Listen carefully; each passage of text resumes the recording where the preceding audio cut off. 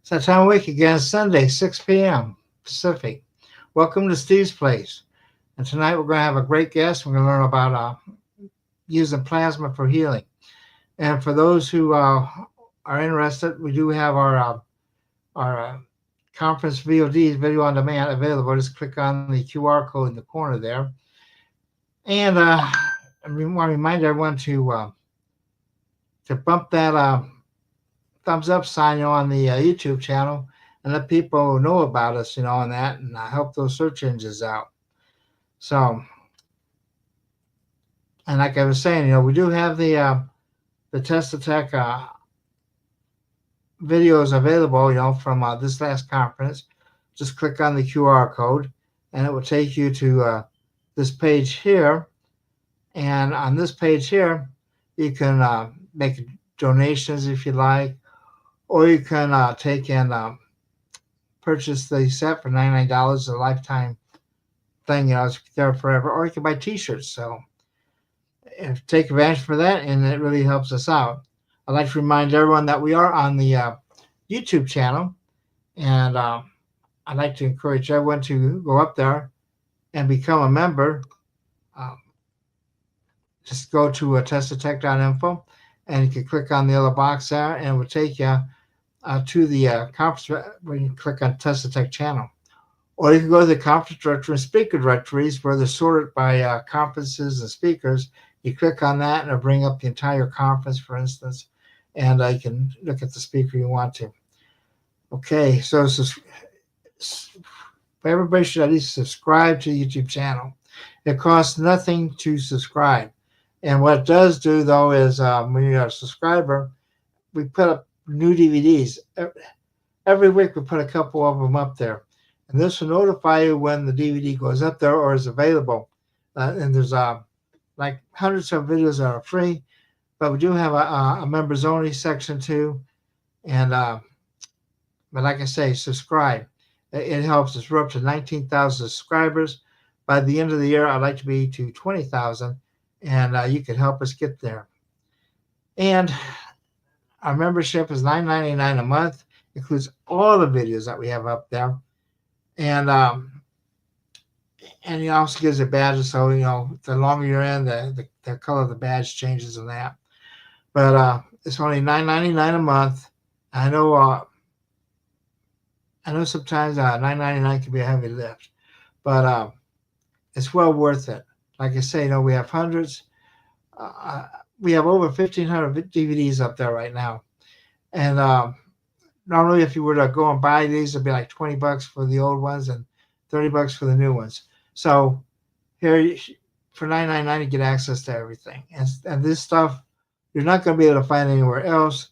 Like a lot of them are global science conferences that were in the 90s, 80s, and 90s, and they shut down after Dean passed away in 2000, 2001.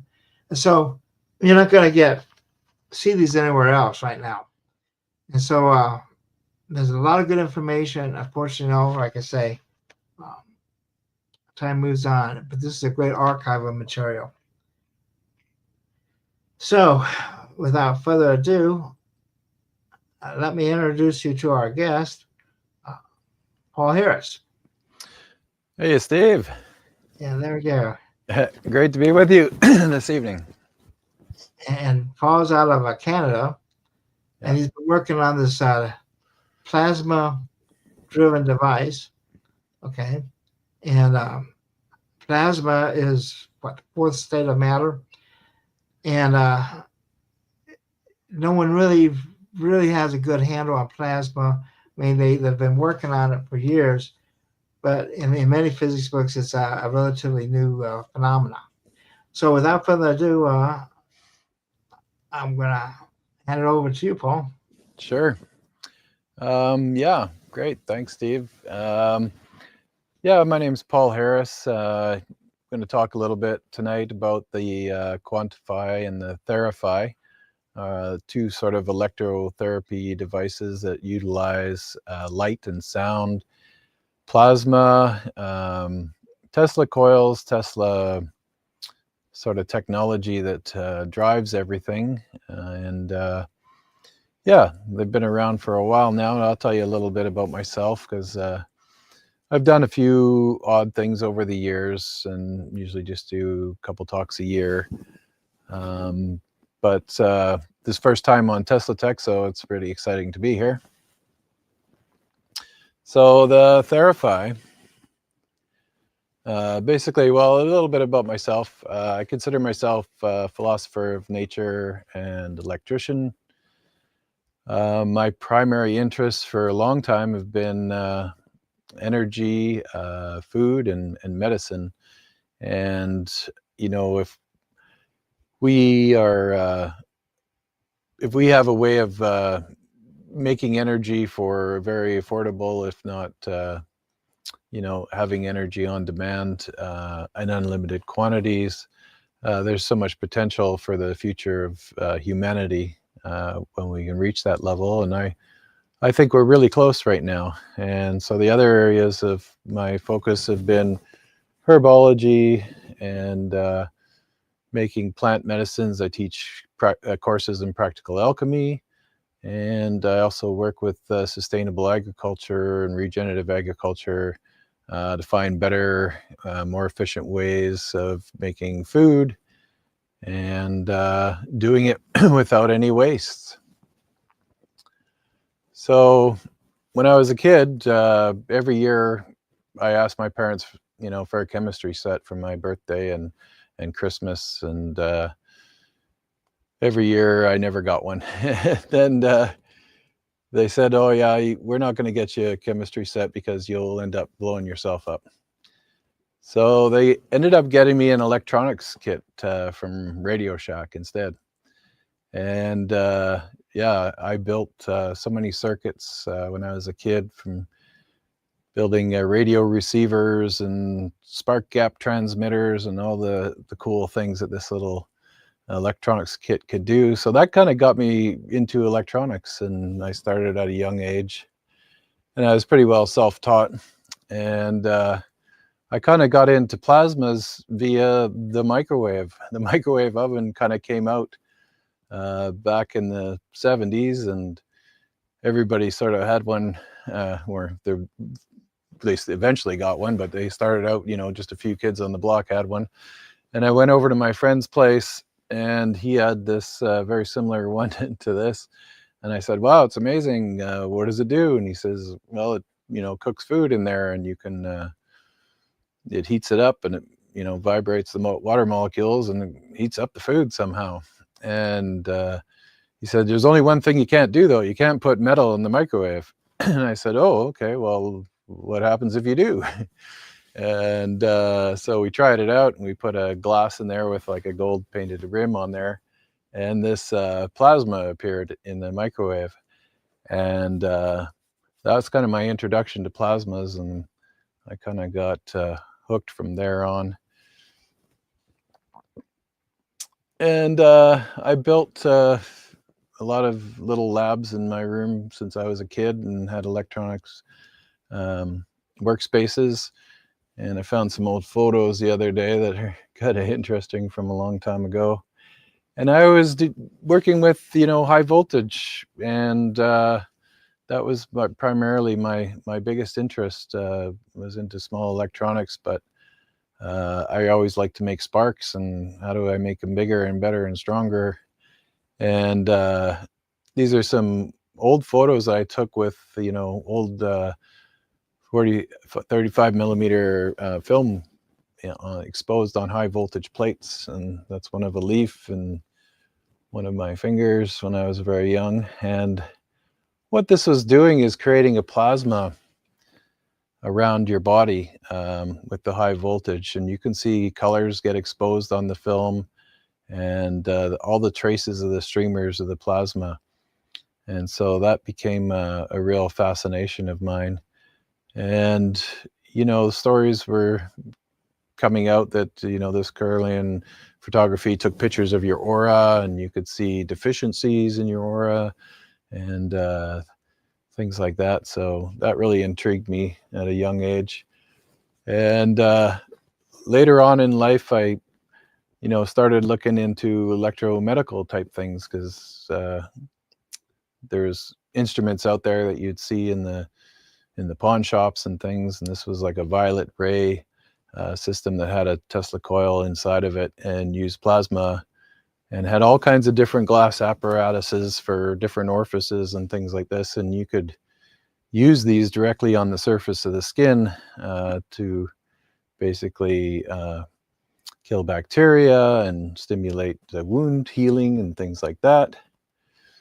And that kind of led me into discovering Royal Raymond Rife in the early days. I read a book called Cancer Cure That Worked by Barry Loynes, and yeah, I was amazed that nobody had ever heard of Rife, and just kind of took a deep dive, and we had a little Rife community here in Canada, and we used to meet every year. And amazingly enough, through those years, more and more started coming out about Rife. People were finding old film footage and notebooks and bits and pieces of his work that were scattered all around and people had tucked away, including some old original Rife machines. And this was one of them that was sort of developed by Philip Hoyland. And yeah, the Rife story was an interesting story. So I started building my own Rife type devices using RF amplifiers and making plasma tubes. And what we were doing back then was pumping square waves in there. You'd remove all the harmonic suppression out of a radio and drive it into the RF amplifier. It had like 300 watts of power. You could talk to somebody in Japan on a good night with this thing, but we'd take all that power and dump it into a plasma tube. And it had this amazing effect of destroying viruses and bacteria, like Rife had said, but it was always an anomaly and a puzzle to me and several others at how you could get down to those fine wavelengths of light and wavelengths of harmonics, because the idea of it is that you're hitting the resonance of a particular bacteria or plepharisma or you know, even as small as a virus, and somehow shattering it like an opera singer with a wine glass. And because the frequencies in these devices we're using, you know, were really long frequencies, and so how did it affect things on such a small scale? And that was a big puzzle back then. And here's an old picture of me at one of the early trade shows when I used to build in those machines and sell them.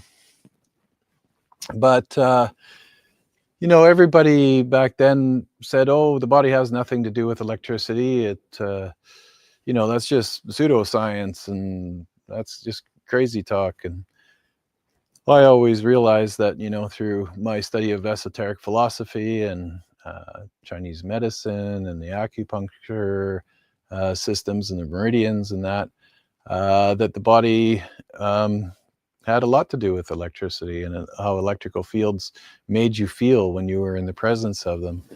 And so I kind of continued my work, but put a lot of things on the back burner for several years while I worked on other projects. And amazingly enough, today, these sort of modalities of electrotherapy are all the rage. And I think it was just too far ahead of its time. So now people have kind of caught up. So I started talking about this a little more these days.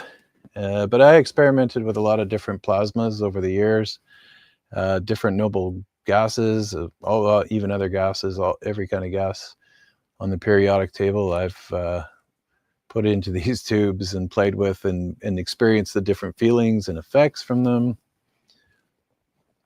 And you know, lightning is plasma. Plasma is basically considered the fourth state of matter. You solids, liquids, gases, and then plasma. And it's capable of becoming, it has a high resistance at first. When it breaks down, it has a very low resistance, and it can travel, can pass a lot of current through it.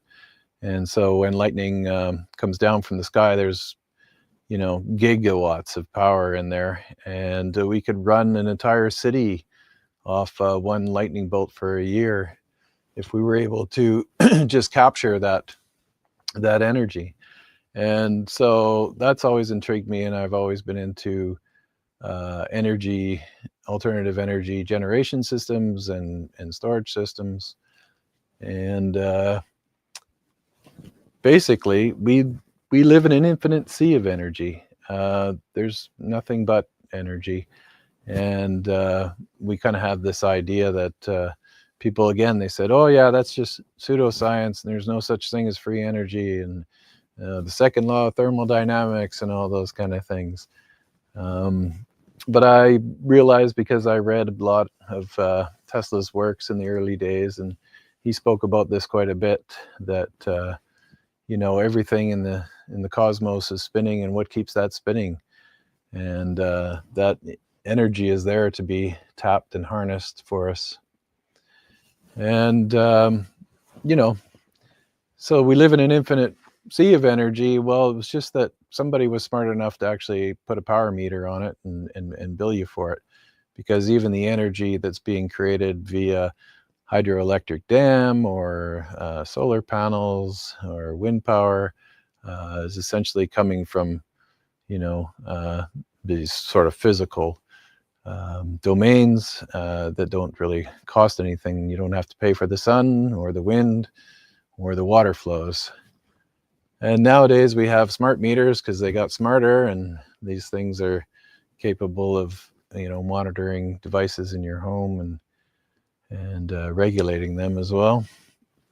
But when it comes down to the bottom line, when in chemistry, physics, and biology, it's all about the charge. So we live in an electric universe, and we are electrical beings, and everything around us is all electrical phenomenon. And someday I envision a day when we're going to just have a suitcase-sized box that you'll get when you're born, perhaps, and that will contain all the energy you will ever be able to consume in your lifetime. And I think that's the ultimate goal of energy freedom that has always been in my mind, that we're going to get to here someday soon. And then with this unlimited energy, we'll be able to utilize it for everything. When we're at home, we can plug it into our house, run our house, plug it into your vehicle, run your vehicle, and do anything you need to do with it. But it's part of our conscious evolution where we are right now, and we're sort of at a crossroads, and I think it's important to realize that with great amounts of energy like that becomes a great amount of power. So we all have to kind of be responsible enough to be able to utilize it properly. And it's all about the evolution of consciousness, and the Theraphi and the Quantaphi utilizing their plasma and the interface with consciousness, and how consciousness itself interfaces and is basically structured in forms of plasma that I talk about in some of my talks. I like to call the Theraphi and the Quantaphi consciously assisted technologies. And basically the Theraphi is a system that utilizes these plasma tubes. You can have 2 or 4 set up. It's all based on Phi ratio. The tubes are Phi ratio cones. They create vortices in the plasma, and there's 3 electrodes on each one, and they create these spiraling plasmas within the electrodes, and then those 3 spirals braid on each other, and it forms these complex plasma structures within these tubes. And you basically lay on the bed in between there, and you get bathed in an electrostatic field all around your body. And you have the photonic emission from the plasma itself. It's a unique set of gases that are in there to hit particular wavelengths of light.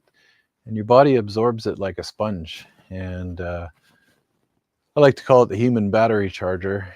And it's very subtle. You don't feel much when you're in there, even though you're in quite a high electrostatic field. And I like to call it the most powerful, subtle energy machine.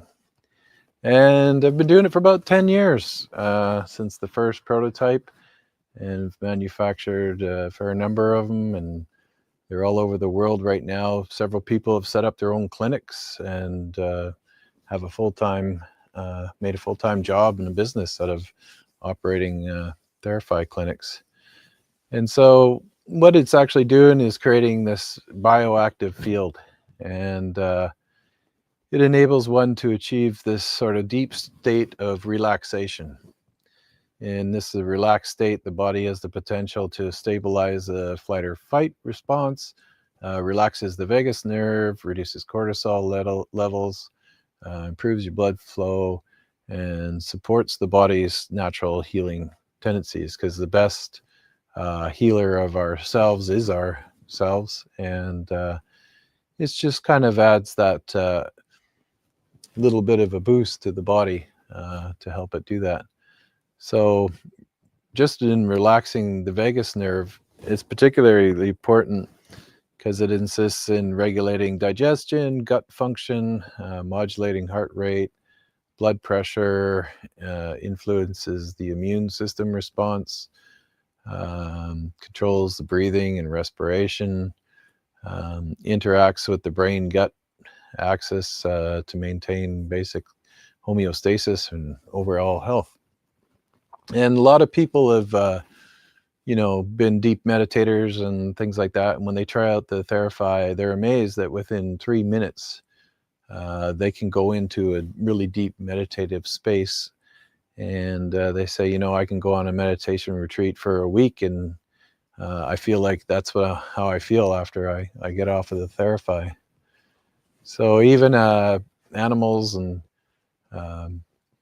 they're really sensitive to these types of fields. And if you have a pet and you own one of these devices, they know where the sweet spot is, because it's right in between those two tubes where there's a charge collapse, and animals are really sensitive to it.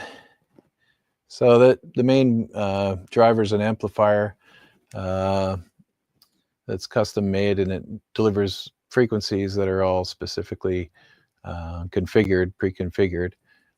With the Theraphi, you can't control those frequencies, but with the Quantaphi, you can. And this is the Quantaphi, or sorry, the Theraphi with the tubes. And then there's another large coil that's all based on one of Tesla's patents. And that coil goes basically underneath the bed. And some of the early versions that I experimented with, I played a lot with the tubes over the years. And what they're designed to do is create these counter-spinning vortices within the plasma. So you have one at your feet going clockwise and one at your head going counterclockwise. And this, as Tesla would say, is churning up the medium or the ether. And it's a fractal antenna. So you remember earlier I was talking about the Rife machines, and we were trying to figure out how you could hit these resonant harmonics of such high frequencies that viruses and bacteria would be. Well, when you realize the fractality in the plasma fields within the tubes, it's capable of setting up all kinds of very, very small and very, very large structures. It's scale invariant. It's all fractal, and it's recursive. A lot of these patterns repeat over again. So that's essentially where I've come to in the understanding of how we were hitting those resonances back in those days. But I evolved the tubes to be based more on the phi ratio, and this is a perfect phi ratio cone. If you were to look at the pentagram, and you have the sides of one of the arms on the pentagram. The pentagram and the pentagon are perfect representations of phi ratio. So the ratio is 1 to 1.618, and that occurs over and over throughout nature. Interestingly enough, one of the angles in there that you see is 108 degrees. That's the bond angle of the hydrogen and the oxygen on the water molecules. So the water molecules are somewhat resonant with these structures in the various frequencies that are in the Theraphi, and those bond angles are capable of stretching 15 degrees in either direction. So I worked quite a bit with water over the years as well, creating structured waters and all kinds of different formations of the geometric structure that you can make these little clathrite cages with the water molecules. And the water molecules are capable of forming quite a few different geometries because of that bond angle that can bend back and forth. And when you have, when you're programming water with frequencies, and that's what is changing those things and keeping it immersed in those cages. And the key to it is all the minerals that are in the water too. If you just use distilled water, it's sort of dead and doesn't have any minerals or anything that give it that structure. So that was some work I did in the early days with utilizing plasma and RF signals and water itself. So here you see the back of the Theraphi and how the braids come together with the plasma itself. And the Quantaphi is sort of the little brother of the Theraphi, and it's sort of the home version. A lot of people use the Theraphi in clinics. There's a lot of people that own them personally as well, but a lot of people said, oh, can you make something smaller that we can use in the home that's more affordable? So the latest device that I have out right now is the Quantaphi, and we're on version 2.0. And basically it utilizes Tesla technology as well, and little miniature Tesla coils that light up these plasma tubes just purely through proximity and sort of an inductive coupling to the plasma itself. And this is version 1, which is the main amplifier. And my thing, I took it to a lot of audiophile friends that I have, and they said, wow, it almost sounds better when the tubes are on. And so it's kind of projecting that fractal plasma field into your space and conditioning the space. As I was saying earlier about churning up the ether, and the tubes are very uniquely designed to do that. And the fidelity of the sounds better when you're in the field. Hence the tagline, everything is better in the field. When I first made this one, I was actually sat down and I had a bowl of some food, and I was eating, and I was sitting down in the field. I had the tubes on each side, and when I tasted the food, I was like, holy smokes, because of the charge, because you're immersed in this electrostatic charge, and I'm holding a metal fork, and that food, when it hit my tongue, it tasted better. And it just made me realize how everything is kind of amplified when you're in these fields. All your senses are amplified. And this is the tube with one of the stands, and you can put multiple tubes on each coil. And so therefore you can make more directional antennas. You can add up to 6 tubes on each coil, and you can adjust the angles on them. You can create quite a huge conditioned space in your environment. And basically there's a toroidal field around the Tesla coil like that. And when you add the plasma tubes on top, you make like an antenna that can be adjusted and modify the field. This is version 2.0 that just recently come out, just putting the final touches on it. And it's much more compact. The fidelity is a lot higher. It has balanced lines out. So basically it utilizes light and sound and the electrostatic field, and to some extent the magnetic field that's generated around them. So it's kind of a combination between PEMF, pulse electromagnetic fields, the biophotonic emissions from the tubes, the sound, because you're playing audio into it. So you can put frequencies in there from a function generator, or you can even play music, and you can play Tibetan monks chanting. A lot of people use these in places like yoga studios, or there's been some concert venues. You're capable of putting multiple coils on one system. We've had like 6 coils on one system in a large room, like a dance hall, and 6 tubes on each. And the idea of filling the whole space with the electrostatic field and the plasma photonic emissions, and the music that you're listening to and dancing to is being projected into that field as well. It's quite an interesting experience. So the website that we have these devices at is theraphiofficial.com, and on there you can see a lot of the practitioners that have various locations all over the world, quite a few in the US, and several places around the world. So if you're interested in trying it out, having a session, you can visit one of these places. And the Theraphi logo itself, I took from the hieroglyphics in the Temple of Hathor in Dendera.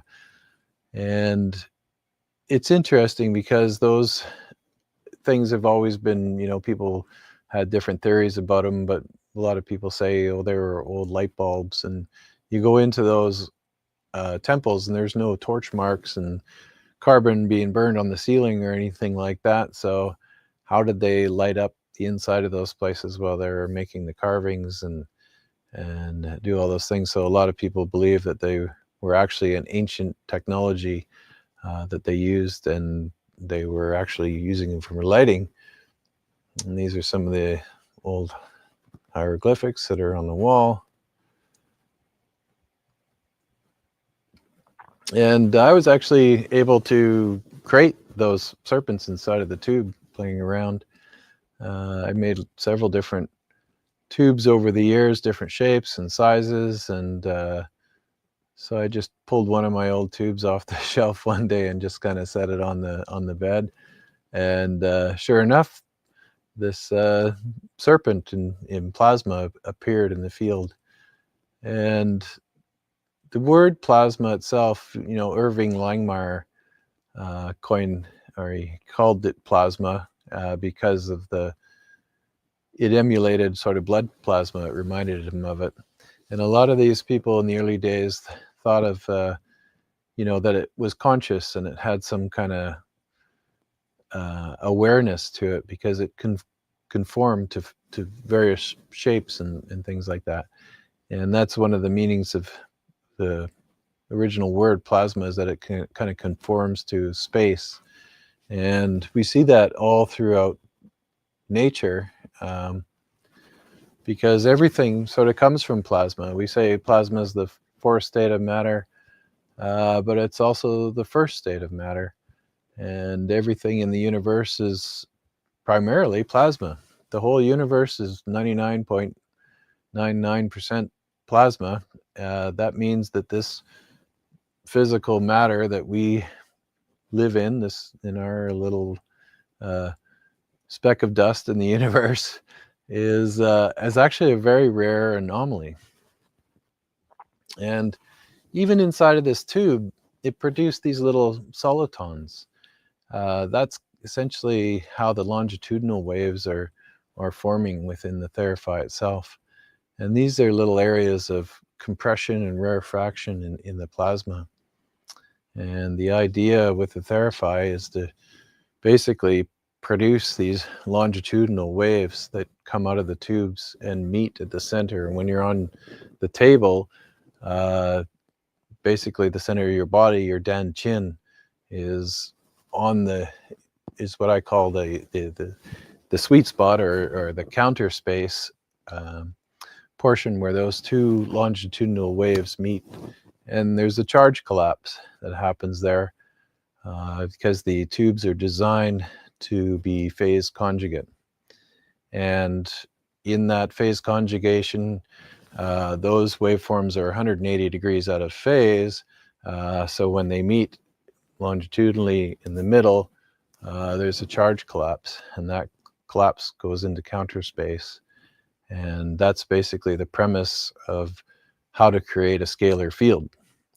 And a lot of people have talked about, scalar technology and scalar fields and scalar waves, which I like to call it a field. It's more a field than a wave. But that term has been used quite a bit in these electromedical device over the years in the community, but a lot of people don't really understand too much about what a scalar field really is. And since it supposedly can't be measured, then they say, well, it's scalar, but I don't know how it works. I can't measure it or whatever.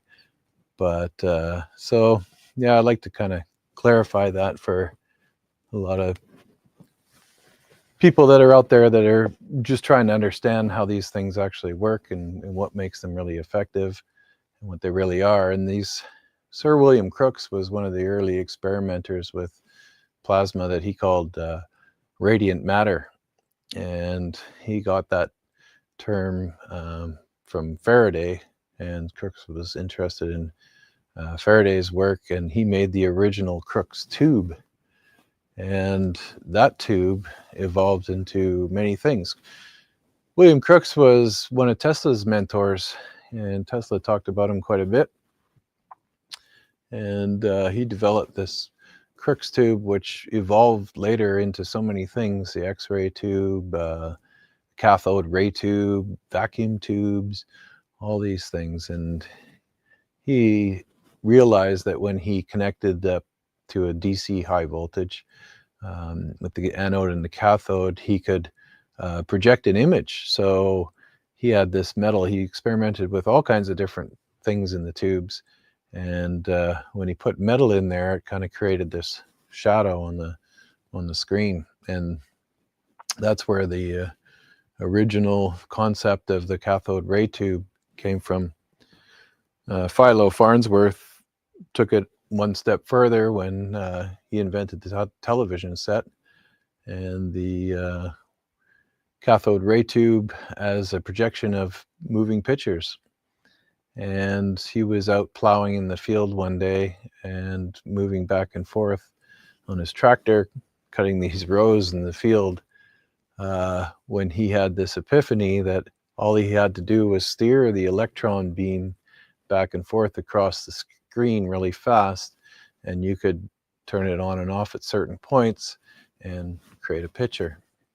And that's how it evolved from the Crookes tube into the early days of television. And of course, Nikola Tesla is sort of the man of the honor and of this hour. And this time, he said, a little more than 100 years ago now today, he said, I'm not really doing this for people to really understand it right now. Everything I'm doing is going to be realized in 100 years from now. And this is that time. And when you realize, how many people are aware of Tesla and how much information there is about him.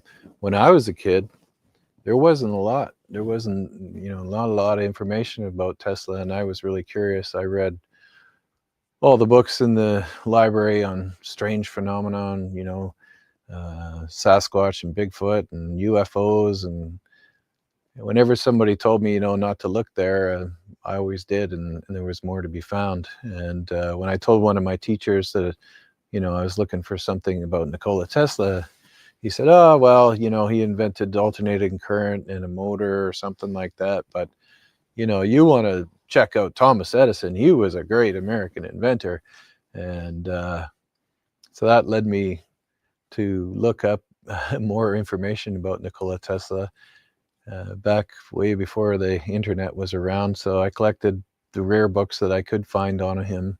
Then when the internet came out, surprisingly, it was one of the first things that people were talking about on the internet. And of course, we've come a long way, and a lot of people know a lot of information about Tesla now, at least all the great things that he did and in his vision of creating energy that was usable for people, wireless energy that we wouldn't need to be running power systems and everything like that. And he also found health benefits to these plasma fields as well, as lighting and all the amazing things that he has done over the years. And he would say over and over things like, electric power is everywhere, present in unlimited quantities, and it can drive the world's machinery without the need for coal, oil, gas, or any of the other common fuels. And that was the Wardenclyffe Tower that he built in Long Island. And he was using basically scalar technology. There was a large underground mine underneath that tower, and so he had massive conductors buried under the ground below sea level. And the idea that he had with this tower was that he would be able to basically use scalar conjugation to pump energy into the earth and have a big capacitive, because basically the earth is a giant capacitor between the upper atmosphere and the center of the earth. And he would utilize the net gain that you would get from the atmospheric potential difference between the sky and the earth, as well as the telluric currents under the ground, and be able to transmit that power and radiate it outwards to be able to be received by another one of his receiving coils. So really, now this talks about Theraphi and Quantaphi.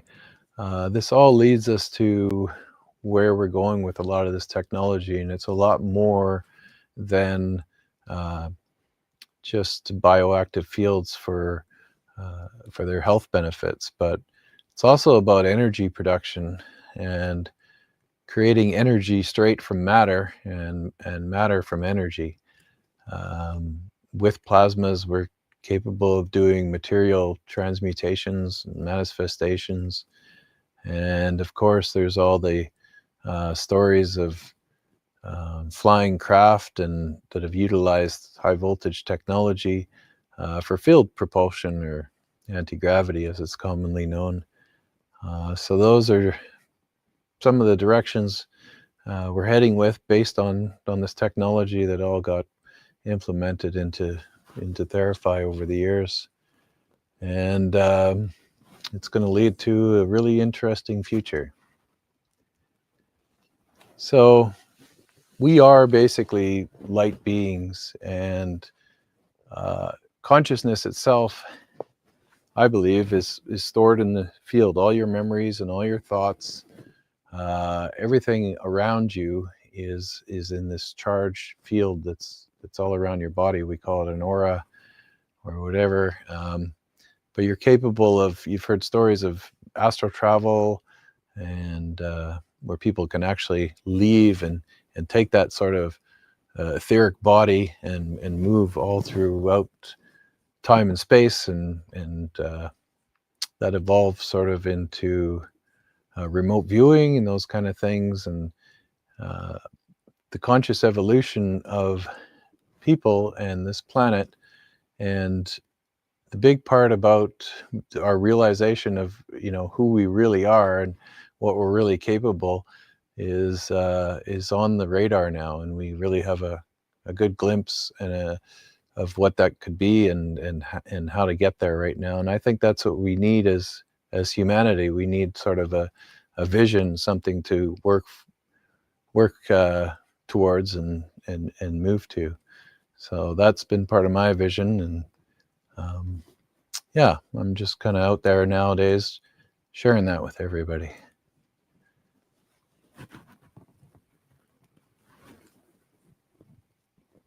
So we do have some questions, Paul. Sure. Okay. Toby wants to know, where do you get the glass blown, or do you do it yourself? I have a glass blower. He's a really good chemistry glass blower. There's a big difference in glasses and how to blow glass and things like that. Most of the standard glass that you'll see for drinking glasses and vases and that's just is soda glass. That has a very, it's not as strong as the next stage up, which is the chemistry type glass, the borosilicate glass. So my glass blower is a chemistry lab glass maker, and so he does everything very precision, and that uses a borosilicate glass, and it has a higher thermal shock value than regular glass. So even though, you know, Crooks and those guys were making their early glass tubes, the glass industry for chemistry glass kind of evolved from that. So he's a chemistry glass blower. And I do some of the vacuum sealing and pumping, a little bit of the glass work myself, but yeah, for the most part, my friend does it. And then who makes the Tesla coils? They're all wound by hand right here. I've wound more coils than probably I can imagine. Thousands of different coils. Over the years, I've made all different shapes and configurations and coils. So I like to do them by hand. I actually feed the wire by hand and just on a lathe. I've got a few machines that are coil winders that run with an Arduino and stuff, good for finer coils. But yeah, pretty well do them all by hand myself and people that work with me. And finally, how much do Therapy and Quantaphi cost?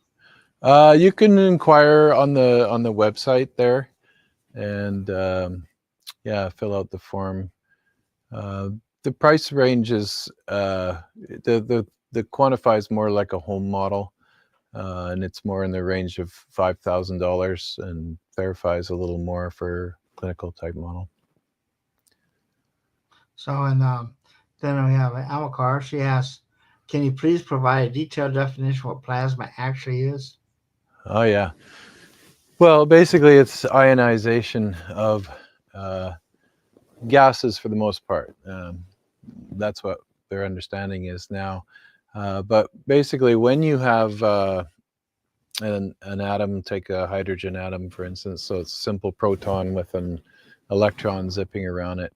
And when you add energy into that atom, it will strip it apart and pull the electron off. And when the electrons jump off their valence shell and snap back, they're continuously bouncing back and forth. When it comes back, a photon's released. And that's what the plasma is. But those gaseous molecules form into structure even before they emit light. So there's such a thing as a dark plasma. And that's kind of like the fields that we have around our body and what's stored around us as well, all throughout the cosmos. Most of the plasma is dark plasma, but then you see the lit plasma. So everything from the sun to even a flame itself is ionizing the air around it, burning the gases on a candle or a fire inside of fluorescent tubes. It's not as, you know, rare or, you know, as people think. It's all around us. Even the sun, the upper atmosphere, the electric atmosphere. We see the aurora borealis in the sky. That's, you know, just plasma being thrown for the sun and a lot of charged particles coming into the Earth's atmosphere and lights up the sky with the aurora borealis.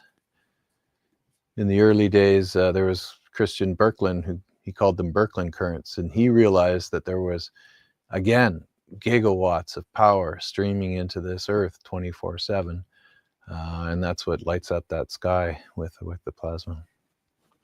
Okay, and then Paul wants to know, how does this compare with Dr. Sandra Rose Michael's EE system? Yeah, well, this is true scalar technology, and there's nothing really similar to, standard whatever they are, monitors, TV sets, and things like that. Yeah, so I don't know. There's a lot of people out there that have them, and yeah, but there's no comparison. There's nothing really like the Theraphi. There's a lot of Tesla coil type devices and stuff like that, and then there's a lot of plasma things, but Theraphi is very unique in its structure and what the fields that it's creating. Okay, and then he also says Charlie Zeiss has a phi-base pyramids and a 76 base angle. Right. Does you see the base yours on a 72 angle? Yeah, 72 degrees, and yeah, that's because it's based on the pentagram. Yeah. So that was a great show tonight. I really liked it, and I like your Tesla coils. Yeah. Sometime I should get someone up here to show people how to make a Tesla coil. Yeah, for sure. I don't think you can really understand Tesla until you actually built one, because Tesla coils, there's a lot of math that goes into them and the design and everything. But when you get down to that final point, you have to tune them. Yeah. And that's an art in itself. Yeah, it definitely is. And I've made ones from, very high frequency, very small ones, all the way up. I think my biggest coil to date, I'm working on a really big one, but this one I call Junior is 30 kVA. Puts out about 5 million volts. It'll shoot an arc about 15 feet. And I'm building a slightly bigger one right now. It's going to be 50 kVA. And yeah, the tuning is the magic, that's for sure. Everything has to be perfectly in resonance, because you can self-destruct. Like, you end up firing something like that up and it's not in tune, you'll get racing arcs up and down your secondary, and you'll just burn it right out right away. It kind of self-destructs. So yeah. So what's the biggest Tesla coil you ever saw? Yeah, the biggest one, I mean, I've seen those Architect guys. They have some pretty cool ones. I think the biggest one was at Wardenclyffe a while back. There's one fellow that it's probably one of the biggest Tesla coils in the world. I didn't see it myself, but so yeah, most of the ones I've seen myself are maybe 30 to 50 kVA, but I forget the fellow's name, but I know he set it up at the Wardenclyffe. They had that museum. They rebuilt Wardenclyffe, and I think they had a fire recently and got destroyed, but they had set that up, and he set it up out in the desert and at football stadiums and stuff like this. This thing is massive. I'd love to see that one day. That would be Bill Weissach, would it? Yeah, I'm not sure. It's really big. It must be about 8 stories tall or something like that. Well, we've had Bills, and they're at least 2.5 stories high, some of them. Oh yeah. And I had the privilege of seeing Golka's when he had it set up, and that was like 51 feet across. Nice. So, yeah. Awesome. He was trying to Tesla, because Tesla's our biggest one, is 50 feet across in Colorado Springs. So, and there's Paul wants to know, will you be at the conference next year? Yeah, I think so. That's we were just talking about that, and yeah, I think I'm going to show up next year. I used to go years ago, and I haven't been in so long. It'd be really great to go and do a presentation there. Yeah, we're looking for a lot of equipment. We like to be hardware based. Yeah. So many of these shows you go to, you hear people talking and hear stories, but I like seeing the stuff in action. Oh, okay. Yeah, I'll bring a bunch of goodies. especially the exotic stuff. I mean, Yeah. there's nothing like a good demonstration. Yeah, absolutely. Yeah. Yeah. So, and then let's see what else has happened. Do you have any new things coming on the horizon here for your product? Yeah, I'm working a lot with plasmas and energy storage systems right now, some battery storage systems that have some unique properties. They're more like supercapacitors. They'll charge up very fast and release, over a slow period of time. Also working on transmutations. We just did a alchemy workshop in Prague, and I teach practical alchemy as well. So we did all the old spagyric tinctures with plant medicine, and we made several different plant medicines in Prague, in Edward Kelly's castle, where John Dee and Edward Kelly, who were went to Prague to see Rudolph II. John Dee was Queen Elizabeth's royal court astrologer and advisor, the original 007. And so then we went to Brno in Technology Town, and I've been doing some things with Bob Grenier, and Bob's one of the world's experts on understanding low energy nuclear reactions or cold fusion. And we did a whole weekend workshop where we showed people, 5 different ways to do transmutation and cold fusion in your kitchen, basically, on the second weekend of that. So those are some of the things I've been working with lately. Okay, and then do you remember which slide it is? Yeah, that one there, and the next one, that one, yeah. Okay. If you need to find more information about Paul and his company, it's therapyofficial.com. And they can order stuff from that. Yep. Yeah.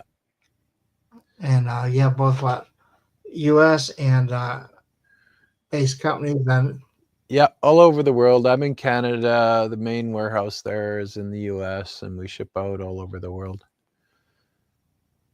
And how big does that a space you need? Just big enough for like a bed, right? Is all you need for the Yeah. Yeah, we use a wooden massage table, and basically you need 3 or 4 feet at each end. It's really important because of it's using these electrostatic fields around that. There's no metal, like you wouldn't want to set it up next to a filing cabinet or a refrigerator or something like that. So the space you have is kind of important. You want to have it as electrosmog free if you can, as well as big metal objects not nearby. And then it kind of conditions the space, and the field around the Theraphi itself extends out quite a bit in each direction. And does it affect like computers in the area? Yeah, well, part of the thing about Theraphi and what the way it's doing, it will affect other electronics and things like that. So you want to keep computers and cell phones and that. You don't want to go into the field with them, but if they're 10 feet away or so, it's fine. Okay. Yeah. That used to be a big thing, with us, like when we have these testicle demos. Yeah.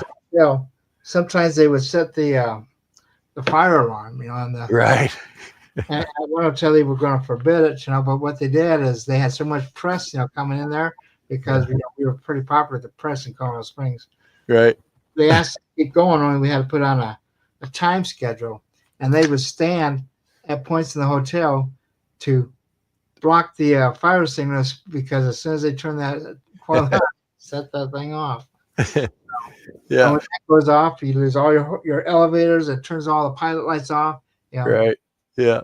I was doing a maker fair one time, and there was some booths next to me that had robots, and I'd fire up my coils, and the robots would start going crazy, and then the other girl behind me, her computer was going funny and stuff like that. It's kind of funny. And then the real cool thing though is if you're ever in like a public space, and you do a Tesla coil and that spark goes off, it's like it's a magnet. It pulls people in, Yeah. You Yeah. know, I mean, they could be clear across the down the hall there, and they'll come running. Oh yeah. Yeah. Well, it's like that here in my front yard. When I pull the coils out and fire them up, you can hear them for a mile away, and all the neighbors come and they all stand around the outside of the fence and watch. So, well, anyway, I guess that's it for tonight, and I don't see any more comments coming in. So thank you all for coming and watching, and feel free to sign up for the conference. We do have our thing up there, and we do have the video on demand available, and we also have the YouTube channel. And remember, we want to get up to 20,000 by the end of the year, so I think we can do it. So thank you all, and we'll see you all next week. And thank you again, Paul, for being here. Yeah. Thanks, Dave. We'll see you in August.